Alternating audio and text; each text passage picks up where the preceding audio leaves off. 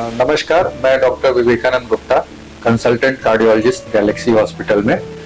आज doctors day के अवसर पे मैं आप सभी का स्वागत करता हूं और कुछ विशेष जो हम लोग, मैं चूंकि हार्ट स्पेशलिस्ट हूं तो आप लोगों को आज हार्ट के बारे में कुछ जो सावधानियां बरतनी चाहिए, हार्ट की बीमारी से बचने के जो उपाय हैं उसके बारे में आप लोगों को अवगत कराना चाहता हूँ। आजकल आपने देखा होगा कि हार्ट डिजीज काफी ज्यादा सोसाइटी में प्रोमिनेंट हो गए हैं। अगल बगल हर किसी के घर में या पड़ोस में सुनाई देता होगा कि किसी को हार्ट की प्रॉब्लम हो गई, अचानक किसी की तबीयत खराब हो गई, हार्ट में उसकी दिक्कत हो गई।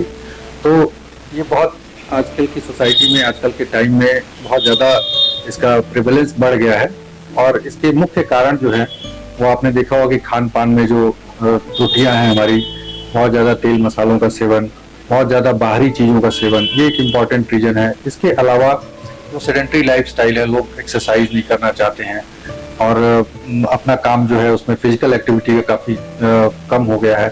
इसके अलावा जो धूम्रपान है, सबसे इम्पोर्टेंट रीजन है इसका कि बहुत ज़्यादा धूम्रपान का जो है सिगरेट, बीड़ी, तंबाकू का सेवन ज़्यादा होना है, ये भी एक इम्पॉर्टेंट इसके पीछे रीजन है।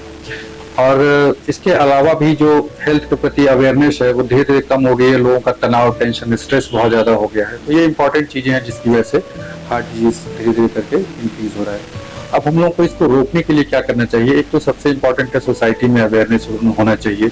जब भी किसी को चेस्ट में कोई तकलीफ हो, इसको हम लोग आमतौर पर एसिडिटी से कंफ्यूज करते हैं। एसिडिटी होता है बट हमेशा उसको एक डॉक्टरी सलाह लेना चाहिए।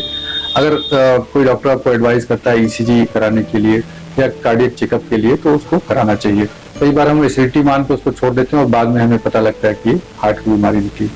तो इसलिए समय रहते जब भी किसी को हार्ट बर्न या हार्ट में तनाव या भारीपन, ऐसी कोई भी सिम्टम, लक्षण महसूस होते हैं तो उसको एक प्रॉपर कंसल्टेशन अवश्य कराना चाहिए। इसके अलावा जो खान पान में स्पेशल केयर करना चाहिए।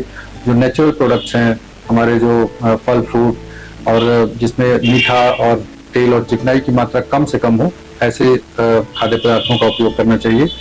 नित्य प्रति आपको जो कम से कम 20 से 25 मिनट तक डेली वॉक करना चाहिए। कुछ एक्सरसाइज, योगा, प्राणायाम, व्यायाम आदि में अपने आप को इन्वॉल्व करना चाहिए। इसके अलावा जो हमारा स्ट्रेस है, स्ट्रेस मैनेजमेंट इम्पॉर्टेंट है। स्ट्रेस अपना काम में स्ट्रेस कम से कम रहे और इसके लिए भी इम्पोर्टेंट है आप योगा, मेडिटेशन या योगा टेक्निक्स करें जिसकी वजह से कि स्ट्रेस जो है रिड्यूस होता है आपका।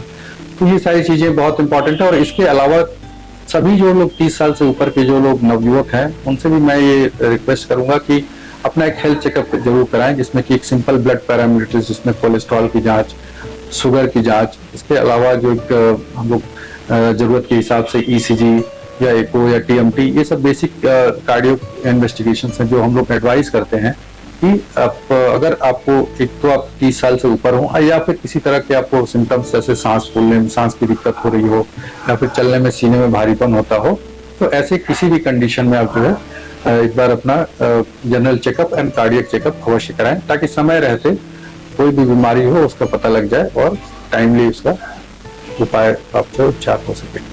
तो इस सब चीज़ों के साथ मैं आप सभी को फिर से एक बार डॉक्टर्स डे की बधाई देता हूँ, अभिनंदन करता हूँ और सबका धन्यवाद।